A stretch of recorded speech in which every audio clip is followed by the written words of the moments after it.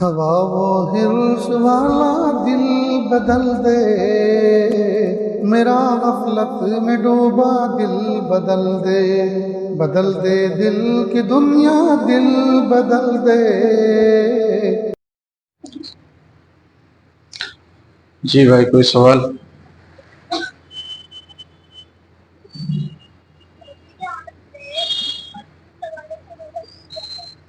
بچہ پوچھ رہا ہے کہ روزے کی حالت میں پرفیوم لگانے سے روزہ ٹوٹ جاتا ہے۔ اس کا جواب یہ ہے کہ پرفیوم لگانے سے، خوشبو لگانے سے روزہ نہیں ٹوٹتا ہے، لگانا چاہیے، سنت ہے۔ خوشبو ہمارے نبی اکرم صلی اللہ علیہ وسلم کو پسند۔ آپ صلی اللہ علیہ وسلم نے فرمایا کہ مجھے تمہاری دنیا کی جو چیزیں ہیں اس میں خوشبو بہت پسند ہے، اور عورتیں پسند ہیں، نیک صالح عورتیں پسند ہیں۔ اور آپ صلی اللہ علیہ وسلم نے فرمایا کہ میری آنکھوں کی ٹھنڈک نماز ہے۔ تو خوشبو یہ نبی اکرم صلی اللہ علیہ وسلم کو بہت پسند تھی۔ حدیث شریف میں ہے کہ ثلاث لا ترد، تین چیزوں کو منع نہیں کرنا چاہیے، انکار نہیں کرنا چاہیے۔ اس میں سے ایک خوشبو ہے کہ اگر کوئی آپ کو خوشبو پیش کرے تو آپ اس کو قبول فرما لیں، منع نہیں کرنا چاہیے۔ ہمارا حال یہ ہے کہ جمعہ ٹو جمعہ ہی لگاتے ہیں خوشبو، ہے نا، عید پہ جمعہ پہ خوشبو لگاتے ہیں، اچھی بات ہے، جمعہ میں خوشبو لگا کر آنا چاہیے، عیدین کے موقع پر خوشبو لگانا چاہیے، لیکن روزانہ خوشبو لگانا چاہیے۔ سمجھ میں آئی بات؟ جب نماز پڑھنے آئیں تو خوشبو لگا کر آئیں۔ دنیا بھر کی چیزیں ہم مہنگی مہنگی خریدتے ہیں اور عطر نہیں خریدتے، خوشبو نہیں خریدتے۔ سمجھ میں آئی بات؟ خوشبو اپنے جیب میں رکھنا چاہیے، اس نیت سے کہ ہمارے محبوب صلی اللہ علیہ وسلم کو خوشبو پسند تھی۔ اور آپ کو میں بتاؤں کہ آپ صلی اللہ علیہ وسلم کو خوشبو کیوں پسند تھی؟ اس کی وجہ محدثین نے یہ لکھی ہے کہ خوشبو سونگھنے سے عقل میں اضافہ ہوتا ہے، عقل میں، دماغ میں اضافہ ہوتا ہے، اور آدمی کو چین و سکون ملتا ہے۔ تو اس لیے سنت کی نیت سے، اور عقل کی ضرورت سب کو ہے، صرف بادام کھانے سے عقل نہیں آتی ہے، خوشبو لگانے سے بھی عقل آتی ہے۔ اللہ پاک عمل کی توفیق دے۔ جی بھائی، اور کوئی سوال؟ ثنا اگر غلطی سے دو پر پڑھ لیے کوئی حرج کی بات نہیں۔ السلام علیکم مفتی صاحب، امید ہے کہ آپ خیریت سے ہوں گے۔ الحمدللہ خیریت سے ہے۔ ہم سحری میں کیا نیت کریں؟ یہ نیت کریں کہ روزہ رکھنا ہے نا، یا تولا کھانے جانا ہے 3 بجے۔ افطار کی مشہور دعا کون سی ہے؟ رہنمائی فرمائیں۔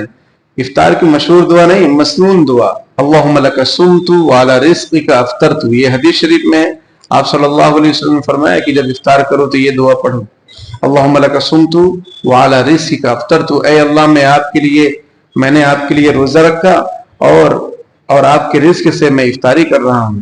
اور جب افطاری کر لو تو ایک دعا اور ہے، ذهب الظمأ وابتلت العروق وثبت الاجر انشاءاللہ، کہ پیاس چلی گئی، بھوک اور پیاس ختم ہو گئی، رگیں تر ہو گئی روح افزا سے، ہے نا، اور شربت سے، جوس سے رگیں تر ہو گئیں۔ وابتلت العروق، عروق یعنی عرق یعنی رگیں تر ہو گئیں۔ وثبت الاجر انشاءاللہ، اور ثواب بھی ملے گا انشاءاللہ، مزہ بھی آ گیا اور ثواب بھی ملے گا۔ حدیث شریف میں ہے کہ للصائم فرحتان، روزے دار کے لیے 2 خوشیاں ہیں۔ روزے دار کو 2 خوشی ہوتی، ایک افطاری کے ٹائم، اور دوسری خوشی ہوگی جب وہ اللہ کو دیکھے گا، جب اللہ تعالیٰ کی زیارت کرے گا قیامت کے دن، تو اس کو بہت خوشی ہوگی۔ اس سے معلوم ہوا کہ جو روزہ رکھتے ہیں ان کو خاص طور پر اللہ تعالیٰ کی زیارت ہوگی۔ سب کے لیے زیارت نہیں ہے، سب کے لیے زیارت نہیں ہے، جو ایمان والے ہیں اور جو روزہ رکھتے ہیں ان کے لیے ہی زیارت ہے اللہ پاک۔ جو غیر ایمان والے ہیں، کلا انہم عن ربہم یومئذ لمحجوبون، قیامت کے دن غیر مومن اور اللہ کے درمیان پردہ ہو جائے گا، اللہ کو دیکھ نہیں پائیں گے۔ بات سمجھتے ہیں؟ ایک آدمی تھا، اس سے کہا گیا کہ بھائی روزہ رکھو گے؟ اس نے کہا نہیں، بہت مشکل ہے۔ تو اس سے کہا گیا افطاری، تو بولے کیا میں ایک دم کافر ہو جاؤں؟ افطاری تو کروں گا ہی۔ سمجھ میں آئی بات؟ تو افطاری سمجھتا ہے آدمی لیکن روزہ نہیں رکھتا ہے۔ روزہ رکھنا چاہیے۔ ابھی میں نے شیخ حنیف صاحب لوہاروی دعوت برکاتہم کا بھی تھوڑی دیر پہلے یعنی مغرب مغرب بعد میں نے ان کا بیان سنا، شارٹ کلپ. حضرت فرما رہے تھے کہ علامہ ابن القیم رحمۃ اللہ علیہ نے فرمایا ہے کہ اگر کسی مرحوم کو اٹھایا جائے قبر سے کہ تم کیا چاہتے ہو، تو یہ کہیں گے کہ رمضان کی ایک رات مل جائے. بس مرحوم کیا چاہیں گے کہ رمضان المبارک کی ایک رات مل جائے. ہم لوگ کتنے خوش نصیب ہیں کہ اللہ پاک نے ہم کو پورا مہینہ عطا فرمایا. اسی قدردانی کرنی چاہیے، روزہ رکھنا چاہیے.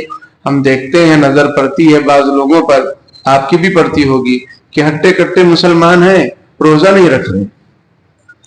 اور حدیث شریف میں کہ اگر کوئی آدمی ایک روزہ نہ رکھے اور پوری زندگی اگر اس کی قضا کرتا رہے تو بھی ایک روزے کے برابر نہیں ہوگا. بتاؤ، اتنا قیمتی مہینہ اور وقت اللہ نے ہمیں دیا ہے، اور ہم کام کاج کے چکر میں، کام کاج تو پوری زندگی کرنا ہے، روزہ رکھ لو بھائی، ایک مہینہ ہے. جی، اور کوئی سوال؟ السلام علیکم ورحمۃ اللہ وبرکاتہ. امید ہے کہ آپ خیریت سے ہوں گے. امام صاحب رحمۃ اللہ علیہ کیا امام صاحب رحمۃ اللہ علیہ رفع یدین کے قائل نہیں، تو ان کی مسجد میں رفع یدین کیوں ہوتا ہے؟ کون امام صاحب رحمۃ اللہ؟ امام اعظم ابو حنیفہ رحمۃ اللہ علیہ. بھائی رفع یدین جو کر رہے ہیں وہ بھی حدیث شریف سے کر رہے ہیں. امام شافعی رحمۃ اللہ علیہ کے مسلک میں، امام احمد بن حنبل رحمۃ اللہ علیہ کے مسلک میں رفع یدین ہے، وہ کرتے ہیں. ہم جس مسلک کو فالو کرتے ہیں، امام اعظم ابو حنیفہ رحمۃ اللہ علیہ، ان کے نزدیک رفع یدین نہ کرنا زیادہ فضیلت کی چیز ہے، کیونکہ آپ صلی اللہ علیہ وسلم نے رفع یدین نہیں بھی کیا ہے، اور آپ صلی اللہ علیہ وسلم نے کیا بھی ہے. انہوں نے اس حدیث کو لیا، امام اعظم ابو حنیفہ رحمۃ اللہ علیہ نے اس حدیث کو لیا. سب حدیث ہی پر عمل کر رہے ہیں، کوئی حدیث کے خلاف نہیں ہے.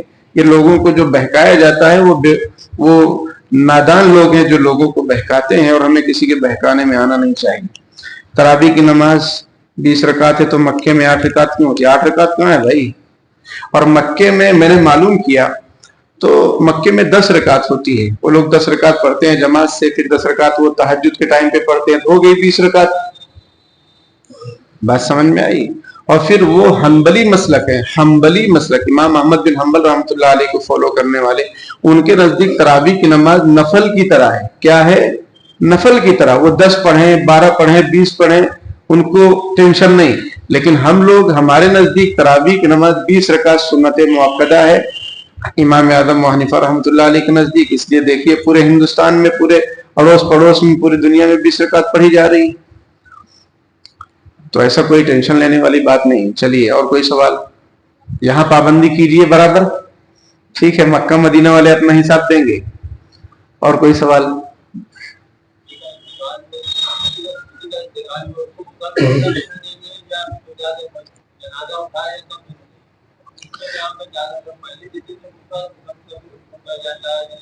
یہ سوال کر رہے ہیں کہ کسی کا انتقال ہو تو اس کو غسل کب دینا چاہیے. یہ اہم مسئلہ ہے، اس کو ذہن نشین کر لیں. کسی کا جب انتقال ہو تو حدیث شریف میں تو یہ ہے کہ بھائی اس کو جلدی سے دفن کرو.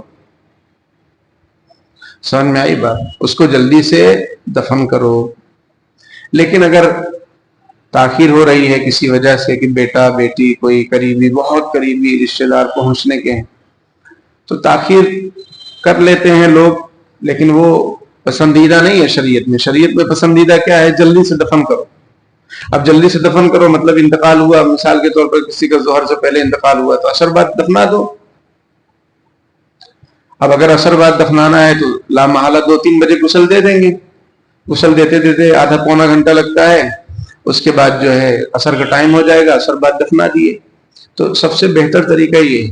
لیکن یہ کہ اگر مان لیجئے تاخیر ہو رہی کسی وجہ سے، کسی عذر کی وجہ سے، کہ ظہر میں انتقال ہوا، ظہر سے پہلے 12 بجے، اب جو ہے 10 بجے مٹی ہے دوسرے دن، تو کب غسل دینا چاہیے؟ تو فقہاء نے، علماء نے یہ مسئلہ لکھا ہے کہ جب قبر تیار ہو جائے، کفن دفن کا انتظام ہو جائے، تب غسل دینا چاہیے. جب قبر تیار ہو جائے، نماز وغیرہ کا ٹائم، کفن دفن تمام چیزوں کا انتظام ہو جائے. یہ نہیں کہ 12 بجے انتقال ہوا، 2 بجے جو ہے آپ نے ان کو نہلا دیا، ابھی تو قبر بھی کھودی نہیں گئی. اور جمال اینڈ کمپنی کو ٹائم لگتا ہے، سمجھ رہے ہیں. اور سنت کے مطابق قبر بنواؤ. بھائی میری آپ سے بہت درخواست ہے، میری نصیحت سمجھو، وصیت سمجھو. سنت کے مطابق قبر کا رواج ڈالیے. سنت کے مطابق قبر کسے کہتے ہیں؟ صندوقی قبر، اور جو اپنے آپ کھودا جاتا ہے وہ گڑھا، وہ خلاف سنت ہے، وہ سنت کے مطابق نہیں ہے۔ تو ہمارا جینا، ہمارا مرنا کس کے لیے ہو؟ اللہ کے لیے ہو اور سنت کے مطابق ہو۔ ساری چیزیں سنت کے مطابق کر رہے ہیں، کفنا رہے ہیں، دفنا رہے ہیں، تو بھائی قبر تو سنت کے مطابق ہونی چاہیے۔ تو مسئلہ یہ یاد رکھیں کہ جب تمام چیزوں کا انتظام ہو جائے تو پھر میت کو، مرحوم کو غسل دینا چاہیے۔ سمجھ میں آئی بات؟ بہت پہلے سے غسل دے دینا پھر اس میں پرابلم آ سکتی ہے۔ کفن مان لیجئے کوئی آلائش نکل گئی بدن سے، کوئی گندگی نکل گئی، پھر کفن کیا کریں گے آپ؟ پھر اس کو صاف کریں گے، وہ گیلا ہو جائے گا، یا چینج کرنا، یہ سب آفت سے بچنے کے لیے طریقہ بہترین یہی ہے کہ جب کفن دفن کا انتظام ہو جائے اس سے پہلے غسل دینا چاہیے۔ مثال کے طور پر میں سمجھا رہا ہوں، جیسے 12 بجے انتقال ہوا، اب دوسرے دن یا مان لو 10 بجے رات میں جو ہے جنازہ اٹھے گا، تو عشاء بعد یا مغرب بعد غسل دے دو۔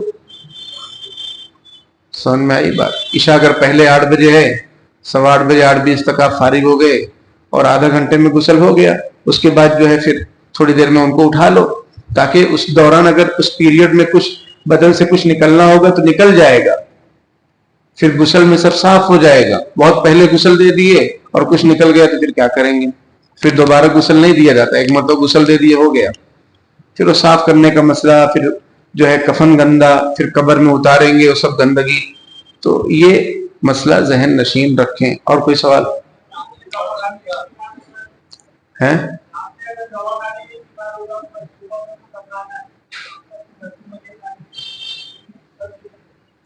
نہیں، وہ میں نے بتلایا نا کہ کب غسل دو، جب کفن دفن کا انتظام ہو جائے تب غسل دو، یعنی نماز جنازہ سے 1.5 گھنٹہ 2 گھنٹہ پہلے غسل دو، بہت پہلے مت دو، چاہے جہاں انتقال۔ ہاں بہت سے لوگ پہلے کرتے تھے، لیکن جب یہ مسئلہ معلوم ہوا، باتیں چلی، تو اب ماشاءاللہ لوگ احتیاط کرتے ہیں۔ مجھے معلوم ہے بہت سارے لوگوں کا کہ اب لوگ جلدی غسل نہیں دیتے، حافظ ناصر صاحب بھی منع کرتے ہیں۔ سمجھ میں آئی بات؟ اسپیشلسٹ تو وہ منع کرتے کہ بھائی ابھی اتنی جلدی مت دو، بعد میں دیں گے۔ آپ ان سے بھی رابطہ کر سکتے ہیں جی۔ جب تک میت کو غسل نہ دیا جائے تو میت کے پاس قرآن لے کر نہیں پڑھنا چاہیے، ایسے تسبیحات وغیرہ پڑھ سکتے ہیں۔ سمجھ میں آئی بات؟ قرآن اگر پڑھنا ہے ہاتھ میں لے کر تو پھر دوسرے کمرے میں چلے جائیں، وہاں پڑھ لیں۔ جب غسل دے دیں گے، کفنا دیں گے، تو پھر جو ہے اس کے پاس بھی قرآن لے کر پڑھ سکتے ہیں۔ اور کوئی سوال بھائی؟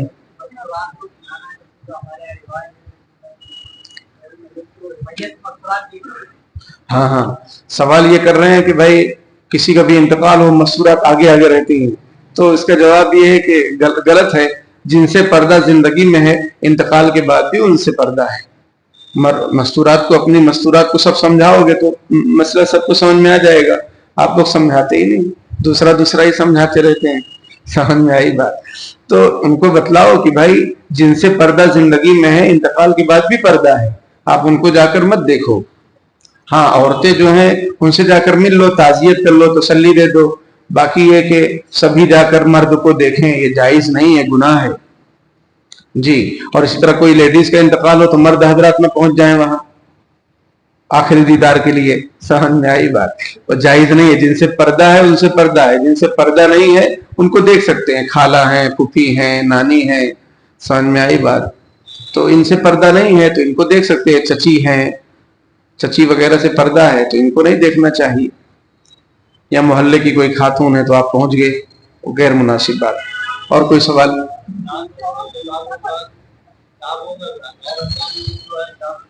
سوال کرتے ہیں کہ رمضان میں اگر انتقال ہو تو حساب کتاب ہوگا کہ نہیں؟ جواب یہ ہے کہ حدیث شریف میں ہے کہ اگر کسی کا رمضان میں انتقال ہوتا ہے، بلکہ حدیث شریف میں یہ بھی ہے کہ رمضان میں عذاب قبر روک دیا جاتا ہے، پوری دنیا میں سب کے لیے، غیر مسلموں کے لیے بھی، جو ایمان والے نہیں ان کو بھی رمضان میں عذاب نہیں ہوتا ہے، پھر رمضان بعد ان کا کام ڈاؤن شروع ہوگا۔ لیکن اگر کسی کا انتقال ہو جائے رمضان میں تو اس کی کیا فضیلت ہے؟ اس کی فضیلت یہ ہے کہ اس کو قبر کا عذاب نہیں ہوگا، انشاءاللہ ہمیشہ نہیں ہوگا۔ بعض روایتوں میں کہ صرف رمضان تک نہیں ہوگا، لیکن دوسری روایتوں میں یہ ہے کہ امید ہے کہ پوری سمجھو قیامت تک اس کو عذاب قبر نہ ہو۔ اور کوئی سوال؟ ایک منٹ بچہ پوچھ رہا ہے کیا؟ 300 मरतबा कुल अल्लाह पढ़ने से बहुत सवाब है, समझ में आए? 3 मरतबा कुल अल्लाह पढ़ो, 3 मरतबा, तो 1 कुरान का सवाब मिलेगा। अब 300 मरतबा पढ़ेंगे तो कितना कुरान हो जाएगा? 100 कुरान है ना, 100 कुरान का सवाब मिलेगा। लेकिन कुरान पढ़ने का सवाब भी है अलग, ये नहीं कि आप 3 मरतबा कुल अल्लाह रोजाना पढ़ रहे हैं। जैसे हमारे उस्ताद हजरत मुफ्ती इस्माइल साहब कशोरवी दामद बरकातुहुम, जिनसे हमने इफ्ता की तालीम हासिल की, तो उन्होंने फरमाया कि उनके कोई उस्ताद थे गांव में, बचपन की बात है, वो उन्होंने बतलाया कि अब उनके पास किसी का भी इंतकाल होता, वो उस मौलाना के पास लोग आ जाते कि मौलाना इसाले सवाब करना है, कहते ठीक है। फिर किसी का इंतकाल होता, आ जाते, तो लोगों ने कहा कि आप कितने कुरान पढ़ लेते हैं भाई? उन्होंने कहा 3 मरतबा कुल अल्लाह पढ़ते 1 कुरान हो गया। समझ में आई बात?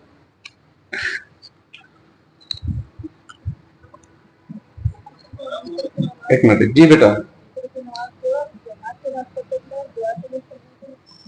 बच्चा पूछ रहा है कि वित्र की नमाज जो दुआए कुनूत के साथ पढ़ते हैं, उसमें दुआए वित्र की नमाज जो जमात के साथ पढ़ते हैं, उसमें दुआए कुनूत पढ़ना है कि नहीं पढ़ना? पढ़ना है बेटा, कंपलसरी है, चाहे जमात के साथ हो चाहे अकेले हो। यानी कि इमाम साहब पर कितना टेंशन डालेंगे, जीने दो भाई।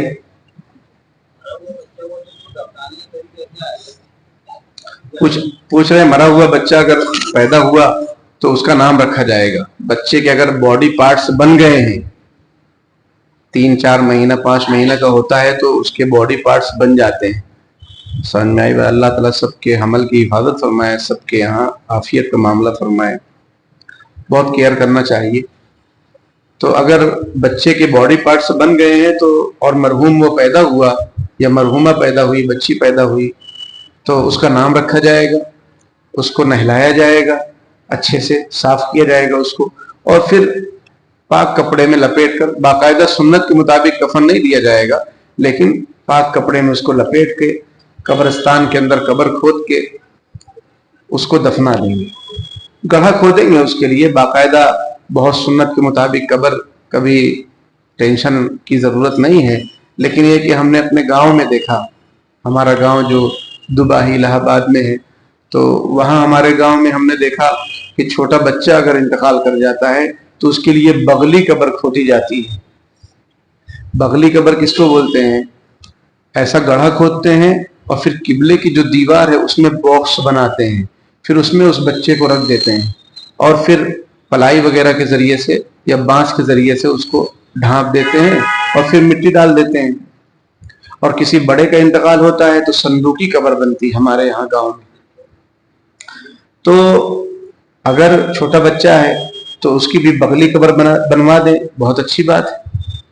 समझ में आई बात?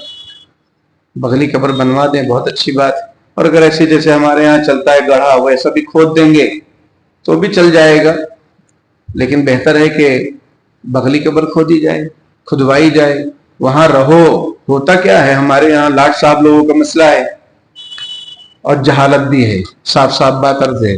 यहीं से फोन कर देंगे कब्र बना देना, या चले जाएंगे कहेंगे हमारा खानदान यहाँ है तो यही कब्र खोद दो, फिर आ गए घर पे सब आराम कर रहे हैं। आराम मतलब ये कि कोई किसी को टेंशन नहीं कब्र कैसी खोदी जा रही। अरे भाई जमाल एंड कंपनी को क्या टेंशन, उनको इसका टेंशन। समझ में आई बात? तो आप वहां रहो, मरहूम की कब्र है, मरहूमा की कब्र है, बच्चे की कब्र, वहां रहो, देखो कब्र कैसी खोदी जा रही। उनको बताओ भाई सुन्नत के मुताबिक कब्र खोदो, यहाँ जगह नहीं बन रही, जहां जगह बन रही वहां खोदो, सुन्नत के मुताबिक दफनाओ। पूरे खानदान के पास रहेंगे तो क्या अल्लाह की तरफ से पकड़ नहीं होगी? जो पकड़ होनी है होगी। और सुन्नत के मुताबिक कब्र खुदवाएंगे तो उम्मीद है कि उसका सुन्नत का सवाब मिलेगा। जी भाई, और कोई सवाल? अल्लाह पाक अमल की तौफीक अता फरमाए। आमीन व आखिर दावाना अल्हम्दुलिल्लाहि रब्बिल आलमीन।